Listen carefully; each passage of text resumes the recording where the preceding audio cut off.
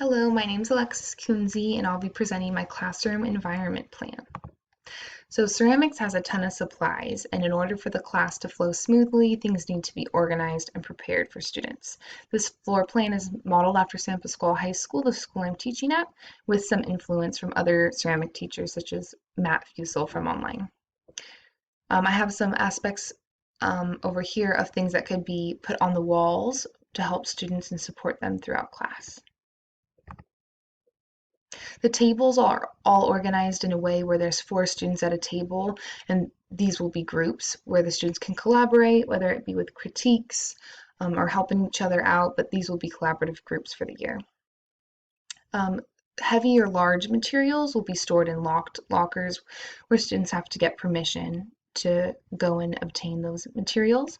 Frequently used tools will be readily available. They'll be organized and there'll be specific areas things go so students know where to get them and where to put them away. Water related and storage related materials will be near the water and near the storage area so that students are easily able to access those. Specialty tools will also be locked away where students will have to ask for permission before they can obtain them. The slab roller can be moved around, so that's nice, so it can be put where it's needed during the time. Extra materials also have their own place in the back, and the wheels are really important as they can be dangerous, so they're all facing outwards, so nothing's spinning in this walkway. There's also specific teacher areas in the classroom. Here's the teacher office, and then a teacher table at the front. This table allows the teacher to see everybody, and then the office here has a large window so they can see the wheels, which is most important. As we've discussed, they can be dangerous. For opening and closing routines, I plan to be opening the door and welcoming students at the door as they come in. Professor Lafferty pointed out how important this is because you can supervise the hallways and check in with students before class, and I always loved when my teachers did this. It made me feel excited to come in the classroom. As students come in, they'll put their backpacks in a designated spot. Since it's ceramics, they don't really need their backpacks.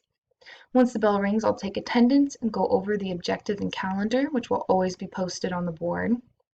I'll also include an essential question, like in the Play Pause It video we watched with the 10th grade geometry teacher in 933. I loved her essential question, how she presented it in the beginning and the end, so I plan to do that.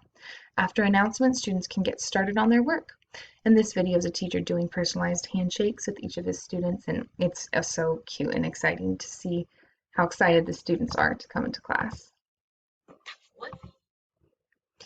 For closing, I would give students a 5 to 10 minute warning so they can start cleaning up and getting their things together. Once they're cleaned up, they'll be sitting at their desks so I know who's ready to go and who's not.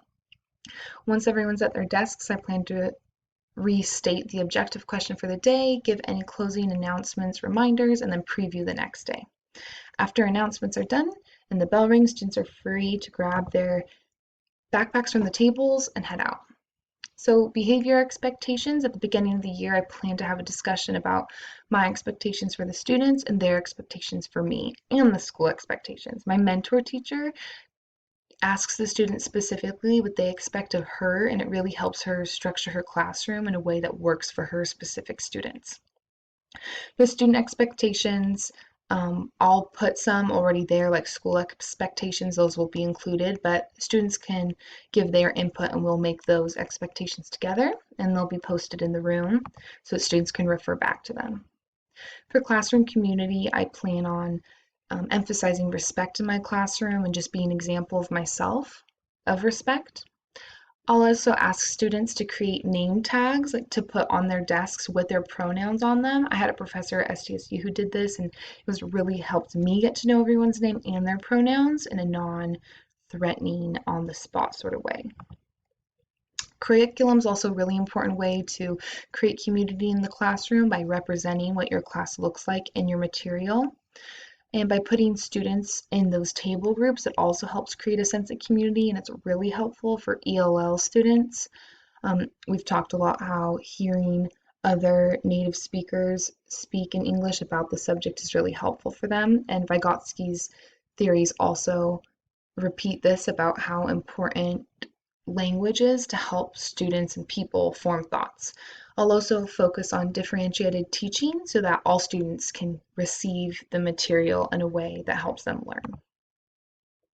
The consequences that I've come up with really are inspired by restorative practices. So starts with reminders and redirection, goes into private meetings with the student to talk about why they're behaving that way, where it's coming from, and try to figure out if it can be figured out there. Um, and then if it needs to turn into a classroom discussion, that's also possible if it's appropriate. If these aren't working, parents and admin can be brought in so we could come up with a plan together of how to ensure the student's success. And then for positive consequences, it's always fun to be able to call home to tell parents an exciting thing.